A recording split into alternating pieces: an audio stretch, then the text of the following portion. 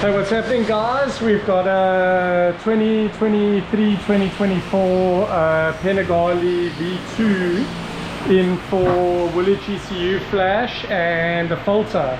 So he's already got an exhaust system on here, an arrow system, which is very nice.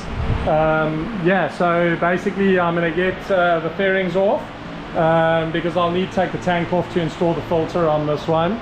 So yeah, just to find my O2 sensor areas, put in all my O2 sensors, and then we're off to dyno. This is quite a nice one. Yeah, very excited. Haven't done one of the new Euro 5 V2s before. Done some Panigale 1299s and, you know, all the other ones. You name them, I've done them. But yeah, this one I haven't done. So yeah, very excited. Here we go, Panigale V2. Ooh.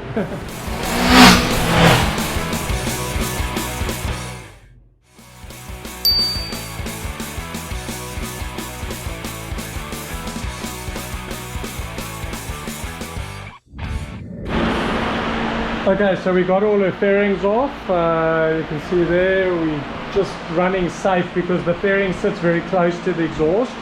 So we just want to get it maximum airflow in there so we can sort all that out. And we need to disconnect a few things and sort a few things out. So basically everything's sorted out there. You see, yeah, nice system.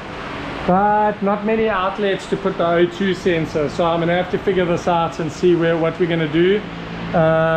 What I might actually do is just run it straight through the back and just sample from there. Yeah, then I'll just have to obviously prioritize slightly richer mixture for the rear, but we can make it work without too much invasive stories. Ideally, I mean, I can sample through there, but then I'm not averaging out the two cylinders, you know.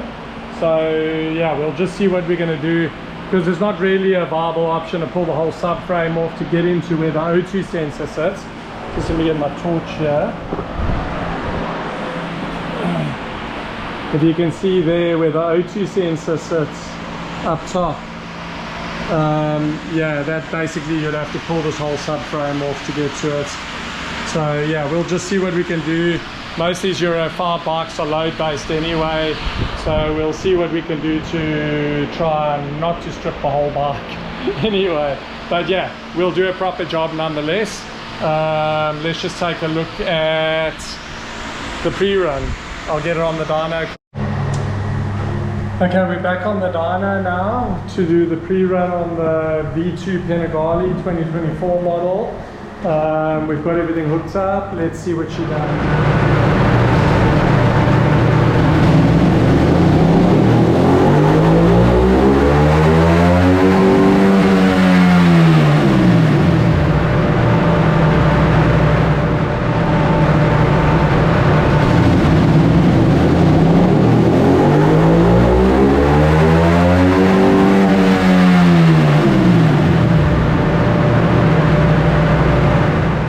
Okay, we're all done with a pre-run on the V2. This is a 955cc engine on it. Obviously, again, just to answer some questions, you know, I know a lot of guys go look online at dyno graphs and what the manufacturers claim, but we're obviously rolling this on the rear wheel. So we're not running it on the crankshaft. So the specs that they claim are slightly higher than what we normally get on dynos, and all dynos are different, you know. I mean, one guy might get 10 horsepower more than the next guy, but it's all about what you get on the base run, what you get on the after run. So that gain is a legitimate gain anyway. So here's our graph. The bike's lacking a lot in the mid-range, so I'm going to try and work on that. That's more important for me because it pulls quite hard, sort of above 8. You can see the air fuel ratio is extremely lean, 17:1, and then it dips down to 10.8:1, and then it backs out to about 11.8:1. So we're going to try and smooth that all out, make it nice and rideable, get rid of all those niggly jerks, slow down. You know, it's not pleasant to ride a bike when it's so lean. Yeah, that's the sacrifice. I mean, my opinion, you know, give or take. I mean, I'm no tree hugger. Everybody knows that.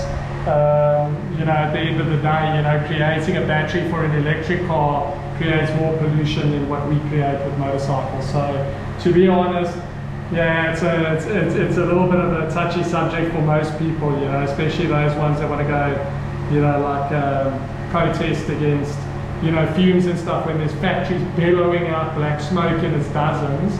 You know, when we tune motorcycles, we try to keep them as economic as possible. I mean, we're not belching out black smoke, you know, we're not trying to, you know, pollute the environment, but we definitely feel that you go and spend this money on a bike, you want it to run nice and smooth. So this fuel mixture of 17:1, because of the closed loop on the motorcycle, is just absolutely ridiculous, to be honest.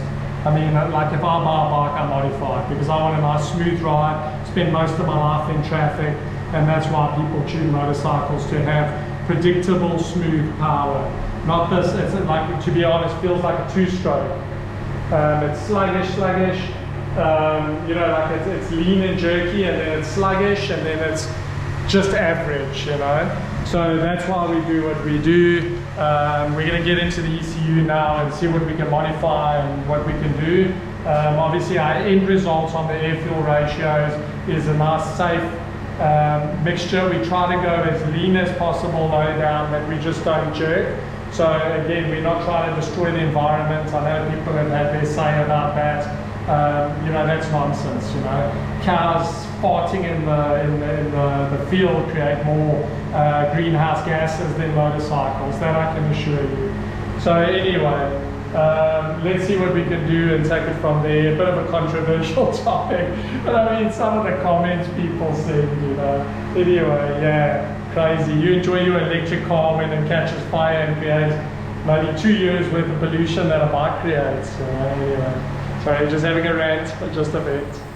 So if you've ever worked on Ducati, you know that you've got to take the whole fuel rail out the way. The air filter sits in there, because we've got to fit the DNA filter that we got. So basically you've got to pop out the clips in there, these pop out. So you just pop those down, both sides. And then the filter comes out. I'm just going to move things around, but I'm trying to hold, there's the filter there.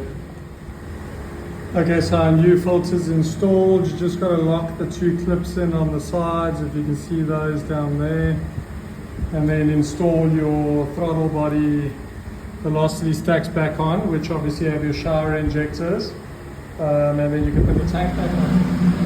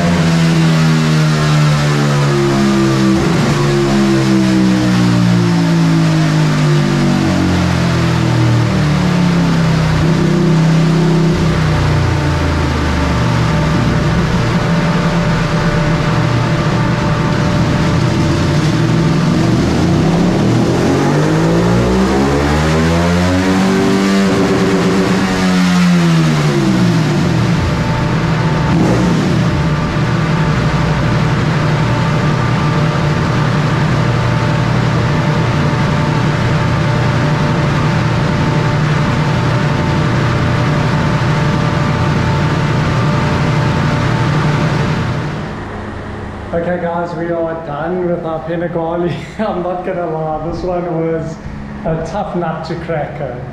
I struggled, man. I was up all night there pretty much researching what could be going on with this bike, because these new Panigales, they're using a slightly different method of you know, calculating load to calculate their fueling.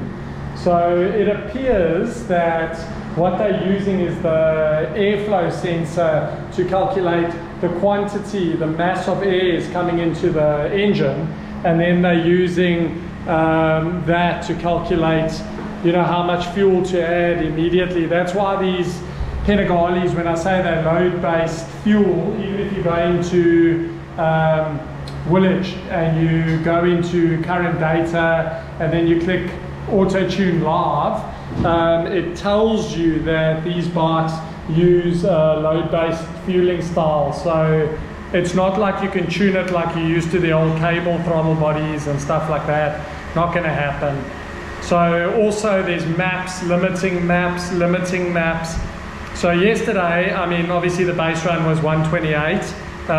You know, the second run was 128.4, something like that. What was it? 128.8. So basically we ended up doing, well, I mean, I tuned pretty much all day, you know, trying different things, and every time I would get to a point where I'm making a little bit of power, the bike would just go into limp mode and nothing works. The throttle won't respond, the bike jerks, the engine light's on, so I have to start again, you know, load my previous map that, you know, the engine light didn't come on, and yeah. So anyway, this morning I came in after doing a bit of research, you know, like the car guys are way ahead of the bike guys. That's just a fact, you know, cars came out before bikes. So, you know, they were running traction control in 2001 already, whereas bikes only, traction control came out sort of like 08, 09, you know. So yeah, we're way behind, but I mean, we're getting all their tech, you know, which is nice.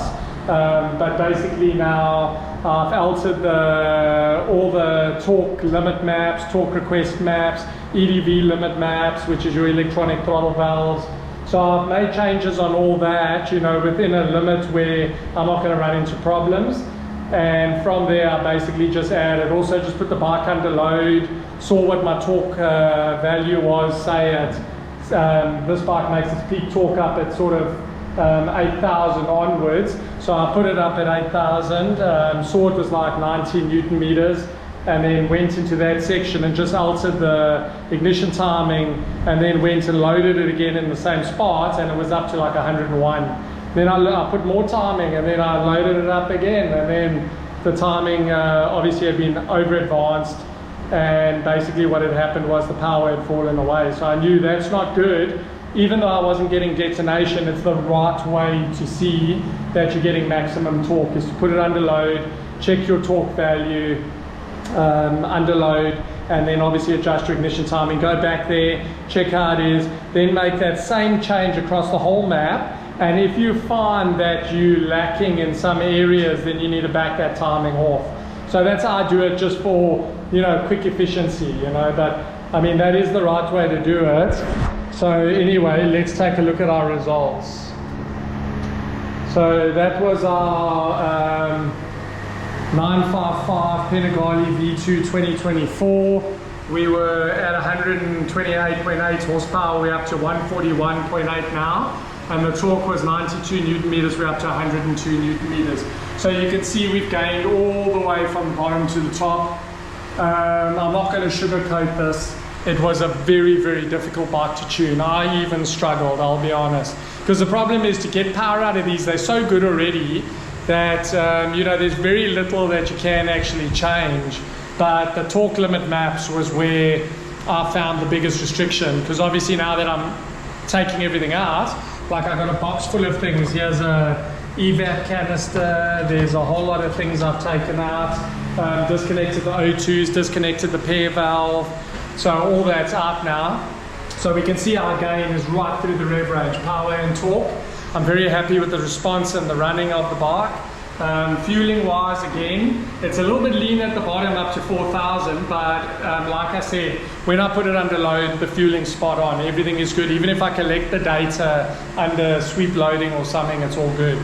So yeah, basically we're running sort of 12.5 to have a nice safe air fuel mixture on top. And then that's sort of like 13.5 there, but then it goes a little bit lean, but you don't feel that on the bike. So I'm going to leave it like that, not going to play around. The map is great, it's beautiful. You can see how we've taken out that dip as best we can. I mean, check out the horsepower is more linear. Everything's good to go. So that's our 2024 V2 Panigale. I'll make a separate video about the new situation. Anyway, have a good one, guys. Chat soon. Thanks so much for watching my channel and all the support. I hope you enjoyed the videos. Please put forward some feedback. Let me know what you feel you want to see, what I can change, you know. We'll take it from there. Later, guys.